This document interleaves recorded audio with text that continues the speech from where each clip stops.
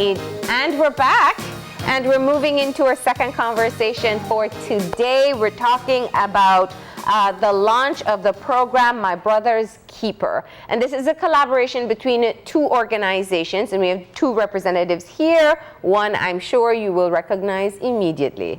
We have Edmond, who is the co-founder of Inspirational Promotions, and Lauren Burgess, who is the director of Port Loyola Organization for Women, PLOW. Good morning. Good morning. Thank you very much. Welcome. And you know, it's so great to have you here. Edmond, you've been here a few times. We like having you, but we're really happy to have Lauren too. And here to talk about the work that you do with your organizations and what you want to do together. Let me start off with you, Lauren, and talk about PLOW and what you have been doing there. To be honest, we have been doing quite a number of things with the little bit of resources that we have. We started in 2011, and we enhance, enlighten, encourage, and empower women to be better women. And we try to equip them mentally, physically, every alley, right? So we are located, first we was at Farber's Road, but now we got a building of our own, so we're at 16 Crown Road. The building, you can't miss it, pink and purple. Oh! Pink for the softness of being a woman. Okay. You know, being a woman, you're soft, you're just, you know, just mellow. And then we have purple, which is for the deity of God, and the, you know, so that's what we have. So look for the pink and purple building. The big pink and purple building, you can't last it. And when we have the pantry program, we sell pantry, an amount of pantry every week. And we have different programs. We have like one program where we call Saving Our Daughters.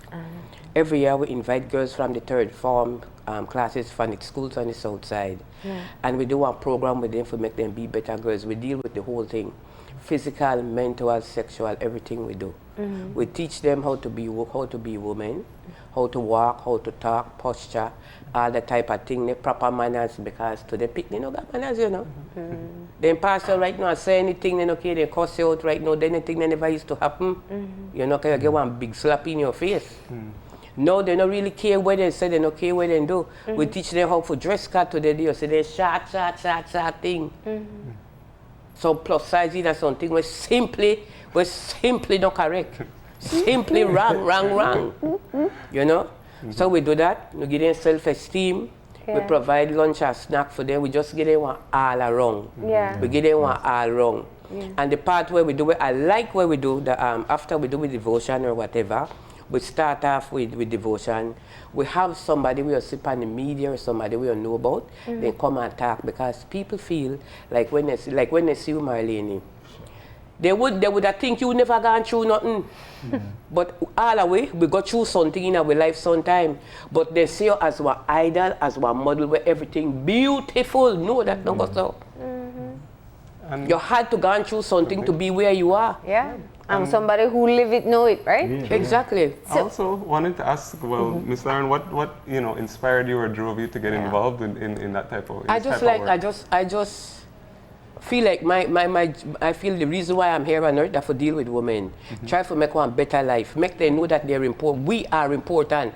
We don't have to sit down and take anything. Because we sit down and we take anything and everything, and to be honest, we look to a man. You can't look to man for your everyday living.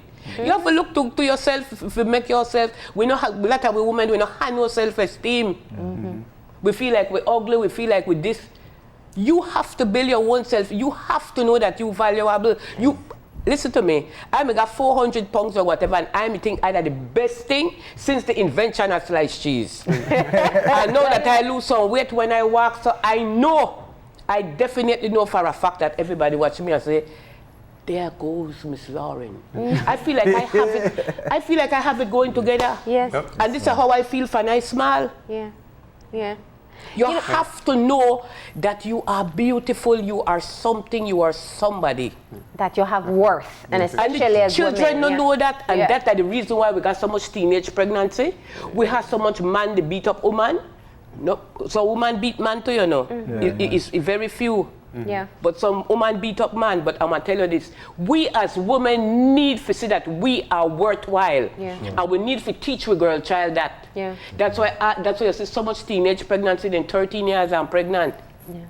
And it was a teenage pregnancy that bugged you, right? Because you were living away and you came back. And when you came back, you saw that girls just in the community were having babies at a young age and perhaps not having the kind of self-love that you knew they should have. And they don't have it, So when I go, the first thing I tell you, every morning when we did it, we say, I am beautiful, you know, and stuff like that. I put their wrong set yard and got them to wave their hand like they're a queen. I don't know how to do it, but I teach them how to wave. I say them do it, how to wave your hand, how to sit, close your legs and put your hand by your laps and things. They don't teach them things at school again. Yeah. Sure. Everybody sit down and foot tearing open. Where that far?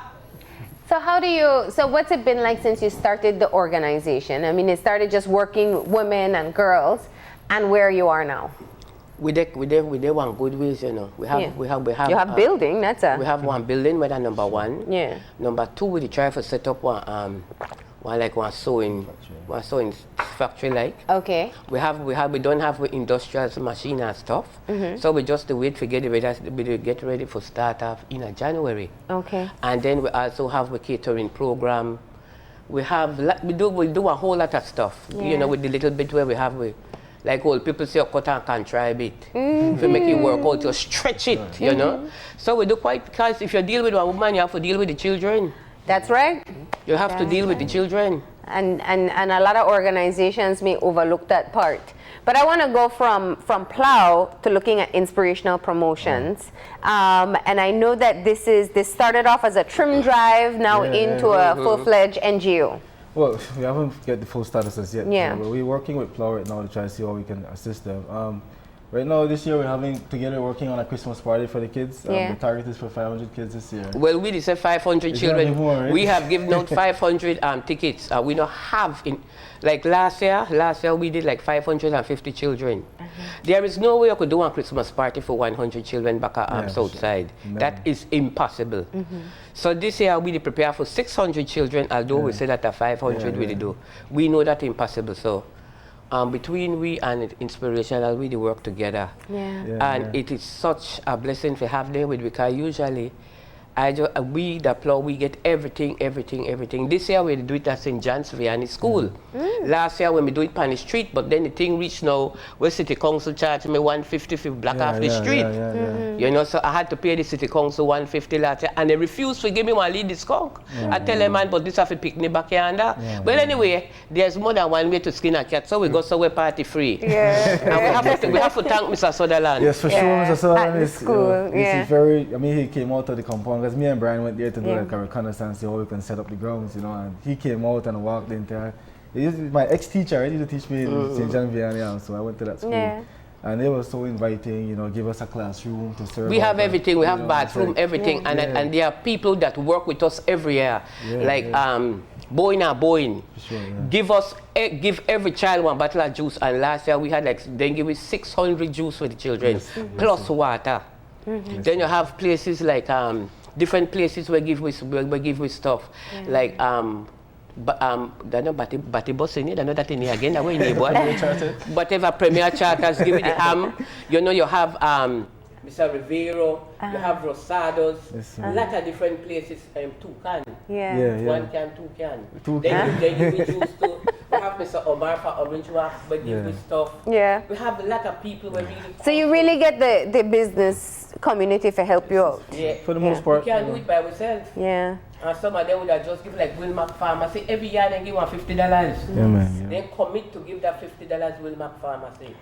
And you know what I find interesting, and I know you've seen it with Inspirational Promotions, that even people from the community. That's the biggest part of it. You know, the reason why we even reach out to PLOW in the first place is that, I mean, we share the same vision. You know, the thing is, for me, I always believe that, you know, if we want to be strong in the community, we have to make sure the women are strong. Because the women bring the children and women always bring the men. You know what I mean? So to start off with that foundation is very, very important, you know. And for me personally, it's just to increase what we've been doing and try to have, like we mentioned earlier, from the first time we did the children drive, we want to make sure we have a contact point with these kids throughout the year. And I used to be one of the kids that used to give the most trouble in school, like the entire school, not even just my class, right? And I didn't have a mentor at that time. And what spawned me to do this is because I was invited just recently, I think it was last year, to a program that Bemapan Active Youth was having. And I was invited as a guest speaker to talk about some of my experiences and some of the things that we want to do and the ambition that we have and so on. And honestly, I was dragged in by this program. I was like, man, this is so amazing. I wish I had this when I was in primary school. Yeah. They were actually assigning to the children a mentor that's similar to the characteristic that they're like. If you play football, they're gonna find you somebody that plays football. If you're into media, you can find. So I mean, I'm piggybacking on what they're doing and what Obama was pushing out in the US to see how we can get that done here. And the sustainability aspect of it would be when the schools can adapt it and actually see how we can move it forward through the ministries and so on. So it's like an initiation. So the Christmas party is actually an initiative that we want to have a Christmas party, they want to have one, so we merge together. The two are with Why compete? The two are with the past outside, so we just come and do it together. And I really appreciate having him with us. Yeah. Because usually we, the lone women, man don't need a man power for enhance. I least back the box of toys. I mean, and the people has been so good to us, and I just want to thank everybody who help with every year. Yeah. There are just people who support with and throughout the year. There are people who support with throughout the year, Yeah. because we have like one tea party for like 200 women in a May. We have with tea party, we get in, and we have cup and salsa. We know the worry. You wear fancy hat too? If they want to have, all of that we do. And then we have different things we will do, like we had the standard 5 that's St. John's Fair, and like one of my parents me feel like they never really prepared for standard 6. So we did one whole month workshop for the children. So we're going in at standard 6. All the standard 5 children at St. John's Fair get the opportunity for 1 month. We give them breakfast, they get a snack, and they get their lunch.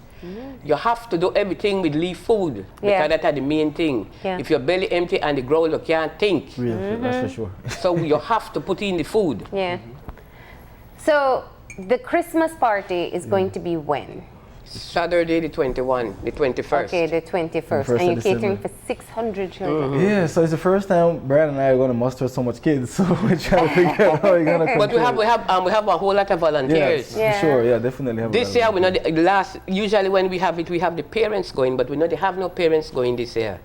Because to be honest, I don't want nobody feel no bad, but the parents say, well, what's rather than the picnic day? They're afraid them pick, they don't want to get gift, they don't want to get food. I say, man, enough thing there, everybody want to get. But you know that feeling that protective feeling that my child, I want, so this year no parents going. We have volunteers. Nice. Yeah, we have CIB officers. Oh, then they're volunteers or then they're protection? Volunteer. Okay. And Mr. Dawson, the police Dawson, he is sending people, and we have other people where they come volunteer. Port Authority from 4.5 miles, they call Michelle get together, and she decide that they want help with. Nice. One group, the customs want conto. So we have people where once they hear they want support with, and they come and support with. You know what I love from what I'm hearing? It's and this is, I've told you this many times, when the community comes out to support their own, because a lot of times you get used to outsiders, you may be people from outside of the country, then from outside of your community, but when the community comes out, then you know that you're really building something important. Marlene, the thing is that we have everything in Belize. We don't got so numbskull here. You don't have to get masters and doctorate for know something. Experience, life, the experience we have got through in a life teach you. Yeah. And you realize, okay, this or whatever.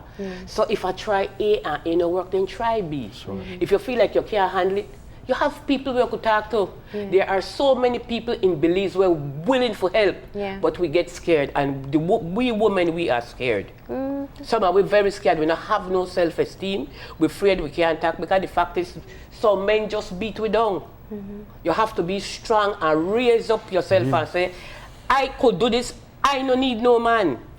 Because one man that will enhance your life. They're not to make your life worse. We can't really listen to this. No. I mean, if you take one man and your life be good, your life must be extremely better. You're not to go down. For sure. If you have one partner, your life will get better. But I have seen my partner take partner, and their life get worse. And the thing is that the sexual abuse on the rise, the physical abuse on the rise, the mental abuse. I tell you, So some things that PLOW, I finally had to take one of the room where we have, I make one chapel. Because some of the things there we can't handle. The only God could handle it. Yeah, really. So what do you tell the women when they come in to make them start to see themselves differently? Because after years of abuse, it's hard to even see your worth. You are worthwhile. Yeah. You don't have to have nobody to beat you every day and they talk to you like you the dad. You don't know dad. But how you want to tell them if you come out, for go do what? What job day? What part job day? Now everybody they cook dinner. What they want to do? I tell you we had one situation. I tell you some things where I have to do. One young lady, me to work with me, and the daughter dead.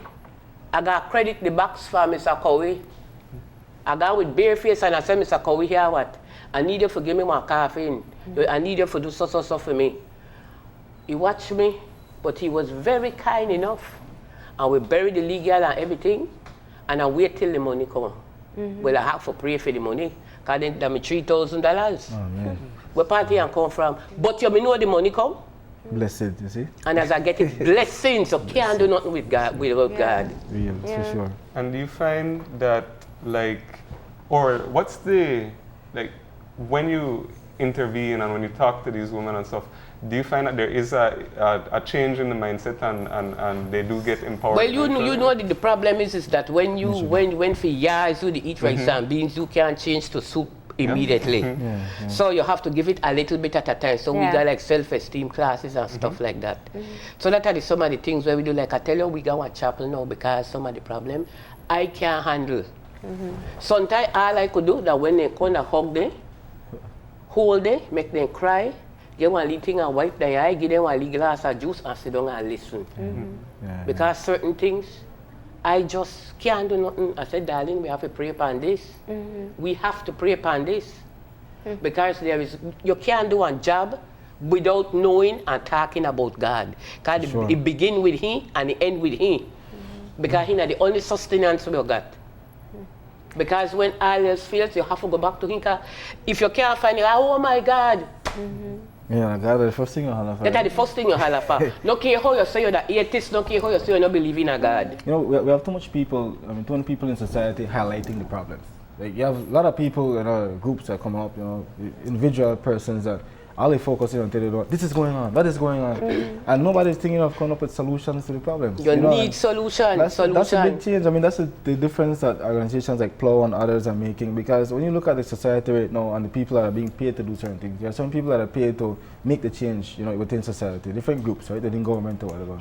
And there's no real measurement of the outputs or measurement of the impact that you're having on the situation, And my conversation this year, when we first came on, I think it was the Trimming Drive we were talking about at the time, I was focusing on how we can look at the data, look at the situation, and actually quantify the situation that we have, and then assign certain projects that would have an effect on the situation, and we can actually calculate what effect we're having, based on that. So right now I'm actually studying project management because of that, because I want to be able to have the skills that I need to be as effective as possible. And through organizations such as PLOW, IA is going to come up big soon. We're going to make sure that we get there, and other organizations also, because we want to be initiators and be people that spark new things. Because we want like the Trimming Drive. Now we have so many people doing Trimming Drive, which is amazing, So with this new initiative coming on board, where we have the Christmas party and want to have my brother's keeper and that type of thing, we want everybody to take it on and start doing it. We want to start a new wave within the society so that we can see things differently.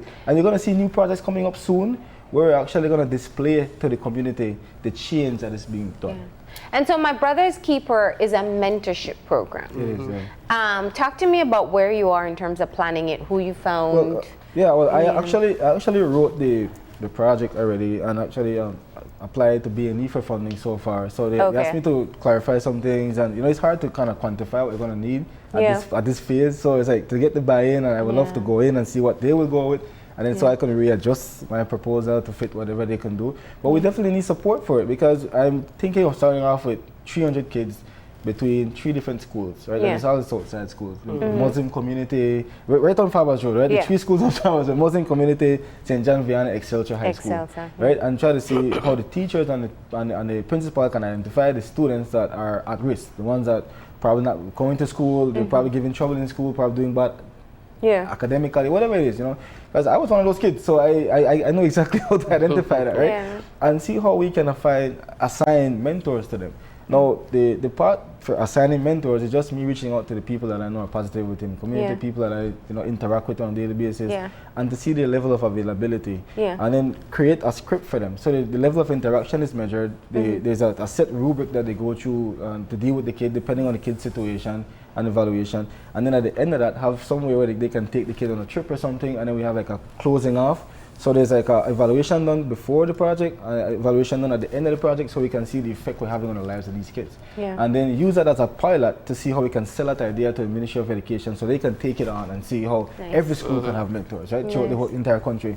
And these are the type so you're at project concept stage. Right now we're actually doing the scoping because we're going to see if the scope really matches up, if it makes sense, you know. So that's where we're at right now. I actually wrote the entire thing, but you know, we're still trying to define the project really to see how it can work, and then see how we can assign some type of sponsorship to it to see how we can have it done. We're going to run it through PLOW really and have them as the ones leading, because they are already set up as a full NGO. They can get the funding whatever if they need to. And for us, it's just for us to inject our spirit into it and try to make it work. I am so happy that we are now working together because the parties, I don't feel like I am qualified to work with boys, but they work with the boys and we work with the girls, and that's how it's going. You know, like you share the whole stuff. I'll hear, oh, Southside bad, Southside this, Southside everywhere, all the America Southside, you know. So I can't say that we want to change the face of Southside because that the people have to bring about the change. But personally, I lived at Southside. I grew up Lake Independence and Prisoner Creek, and I grew up there. And nobody can tell me I don't want Joel. Because when I feel like I had the whole treasury. That's how I feel. You know, but this is where it begins. We have to empower the women because that the women, that the mothers, and they have. If you 13, you know yourself. And I want to be straight. They man, they chance out the road. You know, they chance it. No, we have perpetrators in this country, perpetrators who continue. Too much. Then look here, sometimes you sit down for me place and me watch your then I say, you, take your kakaya for the legal, turn your head so. They're serious, they start to watch their fan, small man, they think wrong. That's true. You know, and then one typical thing where I encounter. One lady bring one legal, she 26, the legal 13 got one baby. I said, Mister, how this happen? You may know that the grandpa, she 13 got one baby, the one with 26 got 4, everybody that went in 13, the one with 39 and the one with 52, that are the whole thing, great grandma, mama and daughter. I asked her, I said, how could you, I was at a loss for words. And that's how I'm feeling right now. The only thing I do want to say is that a lot of times people think these things only happen in other countries, but it happens right here. Right here. And I tell us Southside, they expand. Southside is expanding. Because I see we have the pantry program, and you have to be on the list for get pantry. And people, they come. People come in because there's a need for the pantry. So this pantry, that's a very good initiative. You pay $12 and you get must about 50 or something dollars groceries. And if we do a lead workshop and teach them how to use the pantry. You get your 5 pounds of rice, you get 3 pounds of beans, you put on the whole beans so you save gas, put some for fry, put some for make your rice and beans. You got so much rice, you make rice and beans, and you take the rest and make stew. You know, and things like that you teach them. Cut up your leaf carrots and this and that and that. Like when Christmas time, we give one chicken. Instead of like when you buy 2 pantry, you get one bag with chicken and one with vegetable. Can't everybody want that turkey? Oh no. So we and I want to tell you what, the chicken people are very good to it. So then they get one chicken. So now everybody they pile up for last month, then they call when that chicken there. You know, but you can't give everybody. That's one of the things I wanted to highlight moving forward, because after this, we develop social skills, we train our people, we equip our people, and we move towards industrial development. And there's not a lot of people in the Southside poor, and it's not a million people. You know what I mean? So if we could get our people to start have a different mindset and start to appreciate what's going on, feel good about themselves, trying to find industrial opportunities, we can create the projects from international funding to actually provide, you know, the foundation and the platform that people need to be successful. And that's the mindset that we want to change within our entire community. Because people around me, I grew up with them, they're talented, they have people that can do stuff, but they just don't have the opportunity to do it. And why? Maybe they're limited in their mind. Maybe they don't have the self-esteem to believe they could. Maybe they don't have the financial resources. So we have to find ways as people that found ourselves or something to change the way our people see themselves. Because some people feel like they're not worth anything. I mean, and this is male and female. People are wrong, and every day they wake up and they go and they either they roll up their weed or they go take a drink or whatever and just chill all day and just try to find something to happen, you know. And at the end of the day, what they make them do. I have a situation I want to highlight because there's a young man that I always try to push all young men to go to work, and we just got most of the guys that grew up around us to go get employment. There's one young man that has a record. Now, it's already rehabilitated because you're going to already pay for that crime. You're going to jail, whatever, pay for that crime, you come out. Now, the young man forget the opportunity to work. You can't get a job because you have a record, so you're paying for that crime again outside it. So it's like there's no second chance, and that I'm getting emotional because it's happening to a lot of the people around me, and they're stuck in this system until we create something for them to do. They're not doing anything, and they're out there to rob and kill. Right now it's Christmas season, you know. Everybody have their children, everybody wanting gifts, you know. Everybody whatever. If you're sending to a party. And a lot of pressure is coming down. So all the guys that take up the mantle and want to be the man of the house, they will sell weed or something where they don't need a record. Go thief or something like that. Do something where they need a police record for go do. And that's an issue. So if the police commissioner wants to make a change and want to provide employment and have the system change, then we need to find a second chance. The quicker we do it, the better for society. I mean, I don't care who do it, whoever is in charge, the quicker we create a second chance system within Belize City, especially Southside, that'll change a lot of things right now. Because a lot of people right now could get jobs. They qualify for the job, they have the education background they need, they have the skill set they need. The only thing limiting them right now is that they did something wrong in the past. Right? So that's a big issue right now that we face. And we can't forget how many young boys have minor weed charges from back before it was decriminalized. You understand? So make your right after anything, you know, stop making this on your job. We need people for the work. We need them get off the street, put them to work. One of the plans that we have for next year is that there's a vacant lot beside us, and we want to try and see if we could get that lot and funding to do our building. We want to do an after-school program for the children because a lot of the parents don't really know the new maths and the new this because they don't like when we smile, you lick your chest, you count 5, 6, 7, 8. I don't know if you've gone through that.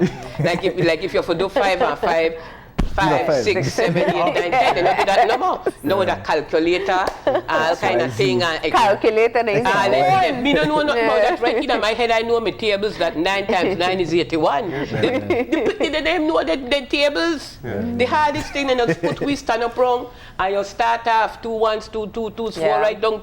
You had to memorize your table. Till you get that 12 times 12 is 144. They don't really know it. So we have to go back to certain things. What I hear from both of you is a whole lot of passion in starting with just small initiatives and growing in building the people in the community. That was actually just building off of that. That was going to be my, final question.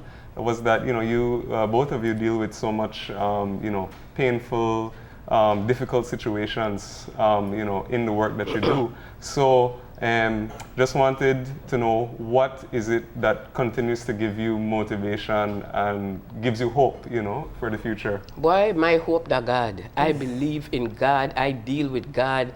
I just can't live my life without Him. Every day I have to pray. So certain situation will come. I go upstairs in at the chaplain at second darling, we hug up, they ball me whole day, because some of them, it's just awful. And we pray, and I say, we are left it here. I say, and you must pray too and read your Bible. Listen to me, no care what they say. The beginning and the end of God, because anything happen that in your halafa. And the situations are getting worse and worse and worse, because you have mothers, they sexually abuse their daughter. I never hear about that in all my life till I turned big woman. I never hear that yet. Situation is horrible. Nobody know where children, when they go to school at a time, they don't have no breakfast. They don't have no breakfast, they don't have the last money for put together. And some parents, they try. But I don't really get involved in the whole situation. But I personally believe all this thing where one man have 2, 3 family, that's one of the things where one of the biggest humbug that Belize. You You got one lady, you got two lady. Some of the lady they got children for some married man and they hide the picnic there. How you want hide one picnic? You make her in a weapon. So put her out there in the weapon. But all them type of thing, and some man they pray upon you. And then we need. And the younger one, they want dress up and everything where they know everything out there good. Then they want the latest clothes, the latest this, the latest that. You have to think in yourself and say, I am worth more than that. Yeah. I am worth more than a pair of shoes. I am worth more than a dress. Or a phone. Yeah. They want the latest we always phone. hear the story, yeah. We always You know, hear the story. and prostitution has become such a thing now that, oh, they're like nothing. They're like nothing. When I'm small, what? Then the thing there, you know, they're like one big issue. No, they're not really nothing.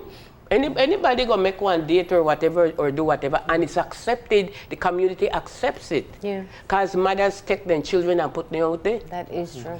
Yeah. So there are a lot of issues to cover. Yeah, there is, and you know, you're starting off with your Christmas party on the 21st. My last question is just, you know, what can people do to help? I hear all that you want to do. I hear all that you're already doing. The wider community is looking on and saying, you know, this is what we need more of. How can they help? Well, first I want to start by calling out all the Farmers Road people. Yeah. Yeah. No, if you can't only call Farmers Road, you have to call whole everybody. Right. Penn Road, Farmers Road. Yeah. I also be biased and call the set where usually support, Yeah, right, yeah. support help because, you know, I haven't been able to get to everybody. I've been Yeah. super busy, right? But that's part of the motivation, right? Coming back to what you were saying to Ms. Lauren. Just the dynamic change that we have seen within our small community itself, you know, and the way people look forward to giving back and reaching out and helping out, that motivates me. And the effect we're having on these kids, because like whenever they say, Mr. Brian or Mr. Edmond, you know, I have to launch up Brian because he's a big part of what I do also, you know, he's always supporting me. And the way these kids carry themselves and the change you see in some of the mindset alone, and you know, you encourage them to want to be somebody. I mean, that is big for me because I'm one of those kids, you know. If you say that the worst situations that have ever happened, I have been through, you know, when it comes to being a child. And I know what it is. I know how it feels to somebody reach out to you and getting a help, or somebody encouraging you to be positive, or somebody giving you something when you needed it at the most, you know what I mean? So being that for somebody, for me, is the biggest thing. And I don't know how long we live. I mean, our life expectancy in Belize is very short, especially for black men, right? So at the end of the day, I just want to make sure that my time on earth is worth something, and that the legacy can be left that can carry on in perpetuity. And that's exactly what I see. And I know that if other people get opportunities that I took advantage of, I believe that they can have a better outlook on life. They can see things differently, experience new things. I mean, I went all the way to China last year, you know what I mean? Who would have thought, you know what I mean? So it's just to say, I mean, these opportunities need to present themselves for these kids, and being a facilitator for that motivates me to want to continue. And I can't even stop, even if I want to, because the people meet me, when are we going to do the tournament? They're just like me, like right now. You're taking on the responsibility. For last month, people they come for Christmas party ticket card, they know we got Christmas party. For last month, and they beg to do if you don't get it too. Yeah. Like right now, we only detect ages 5 to 11 because we know I have no parents. And even Belize High School, Belize High School come in and help with all them girls from Belize High School come. First farm, second farm, they come and they pack all the bags. They pack all the goodie bags and stuff. But this year, we are so fortunate that when in Burgess, they give me the 600 goodie bag. Oh, wow. People like Cisco, they support we like Thanksgiving Day. We got all the police from Southside. We carry one turkey dinner for them. And one leaky had said thank you for protecting Southside. Now tomorrow, Friday, we declare dinner for the homeless. We do the homeless tomorrow, and we do the seniors in the community. We can't come out. So we do that tomorrow. So every year we do that, and then get one leaf bag with, you know, with soap and stuff like that. So all the people when they will help PLOW, we grateful. And so people know how to get in touch with you. You're on Facebook, PLOW? All right, so people can contact PLOW through Facebook. Call 615-4838. All right, and Inspirational Promotions as well. You guys are partnering with PLOW for the Christmas party and for the launch of what will be a mentorship program. We hope people get in touch. We hope you keep on getting support from your community and beyond, right? Excellent. Now, we are about to take a break, but before we do, I actually want to ask Lauren a favor, right? So, Lauren, I got a little segment set up over there, if you would join me. Sure. We want to find out what you've been up to since the last time we used to have you on Channel 5. So, take 5 minutes of your time, and we can head over there now. Sure. Let's go. Joining the dance. Let's, yeah. He want your dance. Yeah, he know mine. Hold my phone to me. All right. So we haven't done this segment in a while, but when we find out you to come, we say we had to try to come. So this is called Fun Facts from Familiar Faces. And you can't get more familiar than you, right? Yeah. So 5 minutes going on the clock, and you will pick out questions, and I'll read it to you, and you answer. All right, so we'll start off. Would you rather communicate by only text message for the next 4 days, or eat nothing but mac and cheese for the next 3 weeks? Well, I don't really want telephone person, to be honest. The phone, that's a big thing for me. I only know for call out. I don't know nothing about the picture, take it, and to be honest, I don't really want to know. All right. Mac and cheese, I can't eat. You can't eat because you have diabetes, right? No, I don't have diabetes, but the carbohydrates want transfer to sugar. Yeah, yeah. They're not really diabetes, but it's not good for me. Yeah. Sugar not good for me. Put me through one rigorous ordeal, you know. Oh my gosh. Okay, so let's see. I go down that bottom. Yeah, I know that one really weird. Let's Here try you to go. decide this one. Yeah. All right. What is your idea of heaven? Oh, I think there's the river of life. I think God just sit down on the throne that I was sit down at his feet. And the light one just surround me, and I see myself in my beautiful white robe with my halo, and I have my wings so I could fly, and I want to sit with the cherubims and all the children and all the women, and we can just talk about our experiences. Oh, wow. And how great it is to be in the land of honey. Oh. That's beautiful. All right, grab our next one. We still got time going. All right. So this one is, what do you want to do with your retirement? With my retirement, I want to have I have 9 grandchildren, and I love them endlessly, ceaselessly. I just want to have my grandchildren. I can call them, hug them, we can talk. I will tell them stories about when I was small. Yeah. I will tell them about coming to Channel 5 today. I will tell them stories, Goldilocks and the Three And what Bears, about your long Cinderella. history with Channel 5? And I want to tell them about when I first gone at Channel 5 with Mr. Stuart Crown and Ricky Tiki and my boy, and just... And sit on the veranda steps, Lauren and just tell them night. Creole story, Brian Nancy's story. That are my thing. I just love stories. I like talk about things from the past to what it is today. Nice. I like stuff like that. Let's go see. All right, And on top Kevin. of that, hug them up and kiss them up. How old your oldest grandbaby? 20. 20. And the you youngest still one, hug up and kiss her? Still hug. I call her Nunsi. I hug up and kiss her. Nuns come. All right. Next question is, what's the strangest food you ever eaten? I was in Dubai this year. I gone to Dubai for summer. I ride a camel too, you know. Wow. Yes, I ride the camel, but I don't want to hear women that say when you to ride this camel. I got my eyes shut and I sit down because I 2 hours to ride the camel. Guess what I made the thing? You know how the camel legs folded so? When the camel get up on the first part, it jerks you. So you have to sit down good and hold on, and then when he get up, then he ride with you. One man made the front and I did the back. I just shut me eye till I done. That was something that I have always wanted to do, and I am grateful that I got the opportunity. I had to make up my mind because I said, I wonder if I should. My sister said, go Lar. And so I went and I did it. And what was the strange food that you eat there? One thing there, I don't remember what the thing there like with Kana. So I don't remember and one name where they have. I'm very funny with food. If you're not appealing to my eye, I can't eat it. You have to appeal to me, and I want to eat it. I want to try it. So what are your favorite things to eat?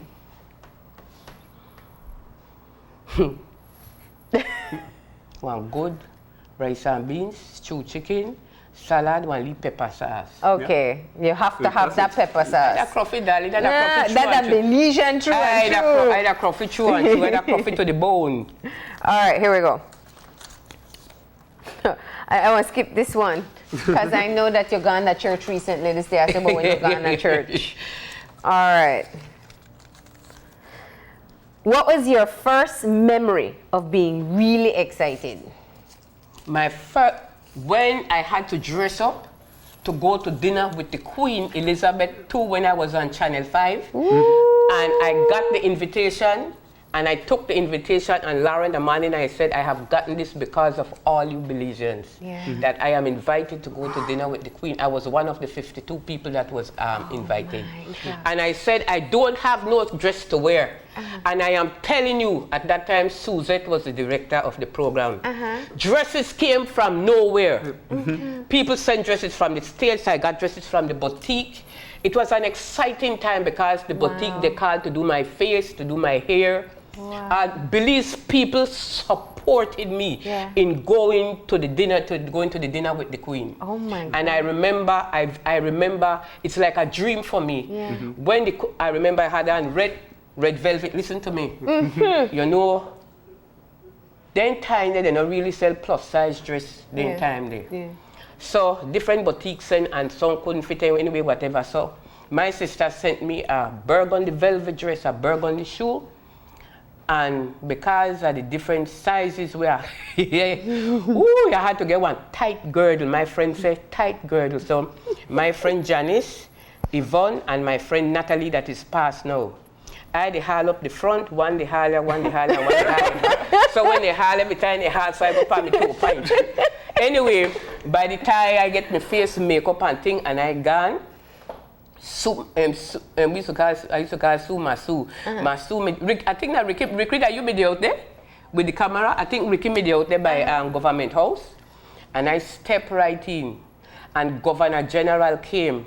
And he came with the Queen, and I how much show for practice how for. I was going to ask, did you learn to curtsy, right? Right on the show. Yes, I remember that, yeah. And I learned for curtsy. And when he come in and he present a girl, I drop the best curtsy, you know. Ooh, you still remember? Put my back foot so. Make we try, tell me. Well, when we do tying on one knee, no? You got a guy right down, girl. I felt like I was in another world. Oh, wow. When the Queen came, and I remember that, you know, Government House had that big door at the back. And when they opened the door, all the cameras was there. I just hear Lauren over there. And I say, if I die today, I am happy. That's a pretty impressive memory. And I think anybody could top that one. In my life, God has been so good to me. I know people don't believe in a God, but you have to believe in a something or somebody. But from I was a child, my mother taught me to pray, and that am I bringing up. So I grew up with God and all the things that He has done for me. Like in 2015, I get so ill, I got down to 150 pounds. I almost died. I see myself dead. I knew I was dying, and I remember at the hospital at Bellevue Hospital in New York, the Overlook. And my husband come and I say, honey, I'm tired, I can't do it anymore. And he's like, no, Larry, you have to try. And I saw myself dying. And he came and he was there and he said, my wife, you can't dead. And I like, but why he want to tell me that? And he said, you can't dead. He said, you can't do that right now. He said, you have one lot for live for. And he gave me the encouragement along. And I never hear my husband pray. Well, me and he, we go to church together. We go with spiritual life and we read the Bible together and so. And I never heard him pray. And that day he prayed for me. And I said, you know what? I need faith. Just buckle up myself. I'm still grateful to have you here today. Man, thank you so much for being here. I'm happy. I live a good life. I love Belize. I love my people, and I'm. We'll try to find that curtsy clip one of these days and bring it back for you as well. I'm so happy for that Channel 5, man. So happy. And I tell you, it's just a pleasure to see Ricky. And her still there. Yes. I call her here. Yes. And good old Steven still there. Steven. Yeah. Like, every morning 5 o'clock, Steven come pick me up. Steven still there, Rick still there, George still there.